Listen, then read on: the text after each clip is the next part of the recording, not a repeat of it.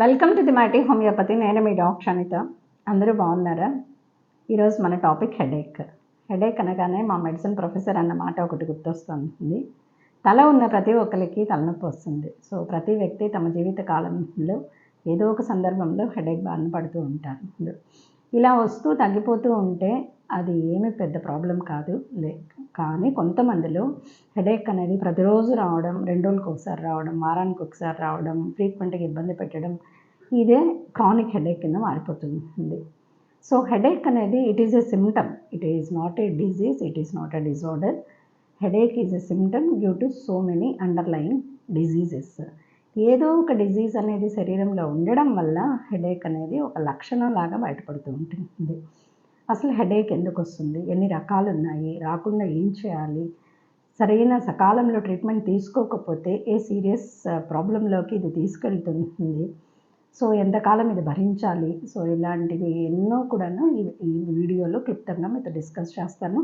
ఎక్కడ video skip చేయకుండా మ్యాటర్ని పూర్తిగా వింటారని ఆశిస్తున్నాను. సో హెడేక్ అనేది కొన్ని కారణాల వల్ల వస్తుంది.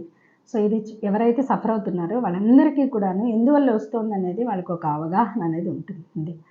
First and foremost stress. ఏదైనా కూడాను మన మైండ్లో ఆలోచన ద్వారా మనం సరైన రీతిలో ప్రాపర్ రెస్ట్ అనేది లేకపోవడము, స్ట్రెస్, హరీడ్నెస్, యాంగ్జైటీ, ఏదైనా మెంటల్ ట్రామా, సో ఇలాంటి కంప్లైంట్స్ ఏవైతే స్లీప్లెస్ నైట్స్ లేదా ప్రాపర్ స్లీప్ అనేది ఉండకపోవడము, ఎక్కువసేపు ఫోన్ చూడడము, క్లోజ్డ్ రూమ్స్లో ఉండడము, ఇలా రకరకాల కారణాల వల్ల ఉన్నటువంటి ఆలోచనలు ఏవైతే ఉన్నాయో ఇంట్రోవర్ట్స్గా ఉండిపోవడము, లోపలే దాచుకోవడము, రకరకాల ప్రెషర్స్కి గురవడము, any financial trauma, any mental trauma or any chronic illness, వీటన్నిటి వల్ల కూడా హెడేక్ అనేది first and foremost most of the headaches స్ట్రెస్తో కూడి ఉంటాయి.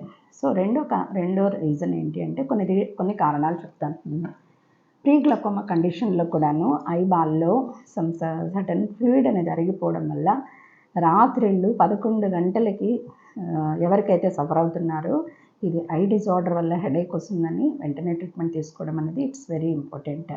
సర్టన్ సైనస్ ఇన్ఫ్లమేషన్స్లో సివియర్ సైనసైటిస్కి వెళ్ళినప్పుడు కూడాను ఇది వచ్చినప్పుడంతా కూడాను హెడేక్లోకి దారితీస్తూ ఉంటుంది. అండ్ ఇదే కాకుండా గ్యాస్ట్రిక్ హెడేక్స్, పొద్దున నైట్ డ్యూటీస్ చేసే వాళ్ళల్లో కానివ్వండి, కాన్స్టిపేషన్ ఉన్న వాళ్ళల్లో మార్నింగ్ సరిగా మోషన్కి వెళ్ళలేకపోవడం వల్ల కూడాను ఇది కాన్స్టిపేషన్ హెడేక్, గ్యాస్ట్రిక్ హెడేక్ కింద మోషన్ సరిగా పాస్ చేయలేకపోవడం వల్ల కూడాను హెడేక్ అనేది వస్తూ ఉంటుంది. మార్నింగ్ లేచిన వెంటనే బ్రేక్ఫాస్ట్ ఎవరైతే చేయరో వాళ్ళల్లో, అల్పాహారం తీసుకుని వాళ్ళల్లో కూడా సర్టన్ గ్లూకోజ్ లెవెల్స్ బాడీలో ఉండకపోవడం వల్ల కూడా హెడేక్ అనేది వస్తుంది.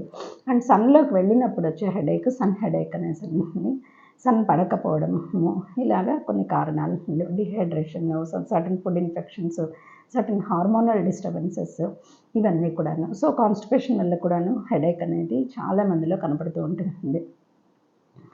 అపార్ట్ ఫ్రమ్ దిస్, హెడేక్ అనేది క్లాసిఫై చేసుకుంటే primary headache, secondary headache. Primary headache అనేది 90% of the headaches are primary headaches. So primary హెడేక్లో ఏంటి అంటే ఫస్ట్ అండ్ ఫార్మోస్ట్ మైగ్రేన్ అనేది చాలామంది పేరు వినే ఉంటారు. మైగ్రేన్ అనేది కొన్ని సంవత్సరాలుగా సఫర్ అయ్యే వాళ్ళు ఉంటారు, లేదా కొన్ని మంత్స్గా సఫర్ అయ్యే వాళ్ళు ఉంటారు. ఇది మోస్ట్లీ ఆడవాళ్ళలో కనబడుతుంది, అలానే మగవాళ్ళలో రాదు అనేది కాదు. మైగ్రేన్ అనేది పార్శ్వపు నొప్పి, ఒకవైపే రైట్ సైడ్ హెడేక్ వస్తుంది లేదా లెఫ్ట్ సైడ్ హెడేక్ వస్తుంది, ఫాలోడ్ బై వామిటింగ్ సెన్సేషన్ ఉంటుంది. వామిటింగ్ అయిపోతే మాకు బాగుంటుంది అని వామిటింగ్ చేసుకునే వాళ్ళు ఉన్నారు, లేదా సివియర్ మైగ్రేన్లో వామిటింగ్ అయిపోయిన తర్వాత వాళ్ళకి రిలీఫ్ అనేది రావడం జరుగుతుంది. ఎండ పడదు, లైట్ పడదు, నాయిస్ పడదు, ఎలాంటి చిన్న చప్పుడైనా వాళ్ళు బేర్ చేయలేరు. సో పూర్తిగా డార్క్ రూమ్లో ఉండాలని కోరుకుంటారు. ఇదంతా కూడాను మైగ్రేన్ లక్షణాలు. సో ఇది ఎప్పుడు వస్తుందో అనేసి వీళ్ళు దాని గురించి అవగాహన అనేది వీళ్ళకి చిన్న ఆరాలాగా స్టార్ట్ అవుతుంది, అది కాస్త సివియారిటీలోనికి తీసుకెళ్తుంది. అండ్ క్లస్టర్ హెడేక్, ఇది మోస్ట్లీ మగవాళ్ళల్లో ఎక్కువ వస్తుంది. తల చుట్టూ ఉన్న నరాలు ఇన్ఫ్లమేషన్ అయ్యి, అంటే నరాలు ఉబ్బడం వల్ల ఎర్రగా మారి చెంపలు ఎర్రబడ్డము, కళ్ళు ఎర్రబడ్డము, కళ్ళల్లో నుంచి నీరు కారడము, అండ్ కండ్రెప్పులు అతుక్కుపోవడము. సో సివియర్ హెడేక్లో క్లస్టర్ హెడేక్ అనేది మోస్ట్లీ మగవాళ్ళు సఫర్ అవుతూ ఉంటారు. And episodic transient tension headache, doctor దగ్గరికి వెళ్ళినప్పుడు ఈ రకరకాల టెస్టులు చేసిన తర్వాత హెడేక్ అనేది ఈ ఫలానా కారణం కాదు, ఇది ఓన్లీ బికాస్ ఆఫ్ స్ట్రెస్ వస్తుంది, సో దాన్ని తగ్గించుకోండి అని సింపుల్ మెడిసిన్ పెట్టడం జరుగుతూ ఉంటుంది. సో అలాంటి హెడేకే ఈటీటీహెచ్ అని రాయడం జరుగుతుంది. So episodic transient tension headache అంటే వస్తుంది, తగ్గుతుంది. It is transient temporary headache, రావడం పోవడం ఇలా జరుగుతూ ఉంటుంది. సో ఇదే కాకుండా ఆడపిల్లల్లో మెన్స్ట్రల్ బ్లడ్ లాస్ వల్ల కూడాను, సర్టన్ హార్మోనల్ చేంజెస్ వల్ల during their menstruation or third day, fourth day headache అనేది సివియర్గా వచ్చే పిల్లలు కూడా ఎంతోమంది ఉన్నారు. అండ్ అందరికీ తెలిసిందే. సో హెవీ ఆల్కహాల్ కన్జంప్షన్ తీసుకున్న వాళ్ళల్లో అండ్ లేట్ నైట్ స్లీప్, చాలామంది అంటూ ఉంటారు మేము 9 hours పడుకున్నాం, 1 గంటకు పడుకున్నాం, 10 గంటలకు లేచాము, 9 hours మాకు సరిపోయింది కదా sleep. So it is not a proper sleep. So screen time ఎక్కువ చూడడము, బెడ్షీట్స్ లోపల లైట్స్ అన్నీ ఆఫ్ చేసి బెడ్షీట్ లోపల మొబైల్ చూసే పిల్లలు ఎంతోమంది ఉన్నారు. సో వీళ్ళకి అది ప్రాపర్ స్లీప్ అయితే కాదు. ఐ ప్రెషర్కి గురవుతే ఆటోమేటికల్లీ సర్టన్ టైంలో మన స్లీప్ సెంటర్ యాక్టివేట్ అయ్యేది రాత్రి పూట, ఆ టైంకి నిద్రపోవడం అనేది ఇట్స్ వెరీ ఇంపార్టెంట్. సో ఏవైతే ఇక్కడ మనం క్లాసిఫై చేసుకున్నామో వీటితో పాటు కొన్ని సెకండరీ హెడేక్స్ అనేవి కొన్ని ఉన్నాయి. ఇవి చాలా సీరియస్ డిజీజెస్.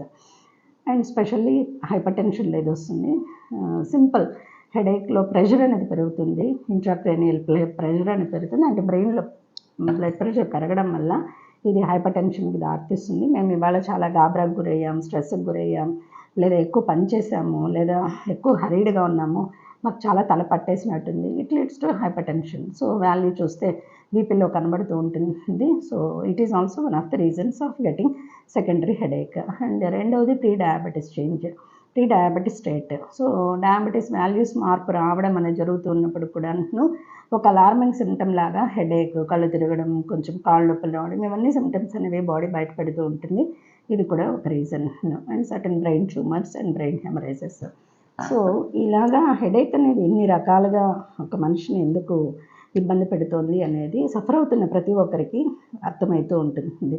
సో ఎక్కడైతే మనం ప్రివెన్షన్ చేసుకోవాలో కూడాను సఫరర్స్కి ఈజీగా అర్థమవుతుంది. వాటి నుంచి మ్యాక్సిమం ట్రామా ఉంటే తగ్గించుకోవడానికి, స్లీప్లెస్ ఉంటే మంచి నిద్రపోవడానికి, గ్యాస్ట్రైటిస్ ఉంటే దాన్ని ఆహారపు అలవాట్లు మార్చుకోవడము, ప్రాపర్ ఎక్సర్సైజ్ చేయడము, ఇవన్నీ కూడా చేసి మెంటల్ పీస్ అనేది క్రియేట్ చేసుకోవడం, మన ప్రశాంతమైన ఆలోచనలు అనేటివి పెట్టుకోవడము, ఇవన్నీ కూడా వెరీ ఇంపార్టెంట్. అండ్ హోమియోపతి గురించి నేను ఇక్కడ రెండు విషయాలు చెప్పాలనుకుంటున్నాను. నా దగ్గరికి ఒక male patient severe chronic headache followed by gastritis and sinusitis. And ఇంత హెడేక్ ఉండటం వల్ల అతనికి బీపీ కూడా హై బీపీలో ఉంటుంది. So hyper tension. సో నెలకి అతను చెప్పిన దాన్ని బట్టి అతను బిజినెస్ మ్యాన్, సో రకరకాల ప్రెషర్స్ తీసుకోవడం వల్ల నెలకి మినిమం 20 సారడాన్ మాత్రలైనా కొని వాడడం అనేది చేస్తున్నట్టు చెప్పారు. సో సీరం బిలిరూబిన్ అంటే లివర్ ఫంక్షన్ కొంచెం దెబ్బతినడం, అండ్ క్రియాటినిన్ కొంచెం దెబ్బతినడం, ఇలా కొన్ని రకాల మార్పులు అయితే బాడీలో జరిగాయి. అన్ని రకాల టెస్టులు చేసి అతనికి బీపీ కనీసం మెడిసిన్ వాడుతూ నా దగ్గరకు వచ్చారు. సో ఏదైతే అండర్లైన్ డిజీజెస్ అని నేను ఏదైతే చెప్పానో, సైనసైటిస్కి proper treatment, gastritis and followed by obesity and mental symptoms ఏవైతే అతను స్ట్రెస్కి గురవుతున్నారో, మనం అందరి స్ట్రెస్ తీసేసి ఎవరి స్ట్రెస్ తీయలేరు. సో ఎక్కడ మనము కంట్రోల్ తప్పి స్ట్రెస్లోకి వెళ్ళిపోతున్నామా, లేదా ఆ స్ట్రెస్ అనేది మనకి ఏదైనా డిజీజ్ క్రియేట్ చేస్తుందా అనుకొని ఆ కంట్రోల్ అనేది ఎవరికి వాళ్ళు తెచ్చుకుంటే ఇంత డిజీజుల్లోకి వెళ్లకుండా ఉంటుంది. సో ఇవన్నీ అతనికి ఒక అవగాహన కల్పించి సరైన రీతిలో మెడిసిన్ పెట్టి, so per month 2 to 3 kgs weight loss కోసము అతనికి ప్రాపర్గా స్టెప్స్ ఇచ్చి అన్నీ చేయడం వల్ల చాలా త్వరగా, చాలా తక్కువ డ్యూరేషన్లో ఇప్పుడు ప్రస్తుతం ఏ మెడిసిన్ వాడకుండా now he is free from all his problems. Especially headache నుంచి పూర్తిగా విడుదల పొందారు, హైపర్ టెన్షన్ నుంచి కూడా పూర్తిగా రిలీఫ్ అనేది వచ్చింది. And one more female patient. So మన ఆడవాళ్ళకి కొంచెం చాదస్తాలు ఉంటాయి, లైక్ సూపర్ విమెన్ సిండ్రోమ్. ఈ పని ఈ టైంకి అయిపోవాలి, పర్ఫెక్ట్గా ఉండాలి, ఎవరిని ఇబ్బంది పెట్టకూడదు, సకాలంలో అందరికీ అన్నీ చేయాలి. సో ఈ ప్రక్రియలో ఆ ఫీమేల్ పేషెంట్ సర్వైకల్ స్పాండిలైటిస్తో సఫర్ అవుతూ పడుకుంటే పనులు అవ్వవేమో అని హస్బెండ్కి తెలియకుండా రోజుకు ఒక పెయిన్ కిల్లర్ అనేది ఆవిడ మోర్ దాన్ ఏ ఇయర్ వాడడం మొదలెట్టింది. సో వన్ డే ఆవిడకి ఫీవర్ ఫాలోడ్ బై కాళ్ళ వాపులు, పొంగులు అండ్ ఒళ్ళు నొప్పులు ఇవన్నీ రావడం వల్ల ఆవిడ ఏ పని చేయలేకుండా పడుకొని పోవడం జరిగింది. సో వెంటనే డాక్టర్ గారి దగ్గరికి వెళ్ళిన వెంటనే టెస్ట్ చేసి క్రియాటినిన్ 2+ ఉంది అని చెప్పి, సో కిడ్నీ డిజీజ్ అని చెప్పి మెడిసిన్ పెట్టడం జరిగింది. సో ఇక్కడ మెడిసిన్ని ట్యాబ్లెట్ని తప్పు పట్టకూడదు. వై బికాస్ ఏది ఎంతవరకు వాడుకోవాలో అంతవరకే వాడుకోవాలి. ఎక్కువ శాతం ఆ మాత్ర వేసేసుకొని దాన్ని శరీరం ఆర్గాన్స్ డ్యామేజ్ అయ్యేంతగా అంత పవర్ఫుల్ డోస్ అనేది that is not correct. So ఎవరికి వాళ్ళు ఆలోచించుకుని ప్రతి సిస్టంలో మెరిట్స్ ఉన్నాయి, డిమెరిట్స్ ఉన్నాయి. హోమియోపతిలో సైడ్ ఎఫెక్ట్స్ లేని సేఫ్ మెడిసిన్స్ అనేవి అందుబాటులో ఉన్నాయి. సో మైగ్రేన్ నుంచి ఎంతోమంది విడుదల పొందారు, ఎంతోమంది బాగున్నారు. సిస్టమ్ ఆఫ్ హోమియో తెలుసుకోండి, ది బెస్ట్ మెడిసిన్స్ అనేవి తీసుకోండి. తప్పకుండా ఏవైతే మనం ఇప్పుడు మాట్లాడుకున్నామో వీటన్నిటి నుంచి ఎవరికి వాళ్ళు పరీక్షించుకుని హెడేక్ ఎందుకు వస్తుంది, ఎంత త్వరగా దీని నుంచి బయటపడాలి, లేదు అంటే ఇది బీపీలోకో లేకపోతే సర్టన్ ప్రాబ్లమ్స్లోకో దించే లోపలే తప్పకుండా దీని నుంచి త్వరగా అందరూ విడుదల పొందాలని, ది బెస్ట్ హోమియో మెడిసిన్స్ తీసుకుని అందరూ ఆరోగ్యంగా ఉండాలని కోరుకుంటూ సర్వదా మీ వైద్య సేవలో మరి ఒక వీడియోతో మీ ముందుకు వస్తానని సెలవిస్తూ, సర్వదా మీ వైద్య సేవలో మీ డాక్టర్ అనిత.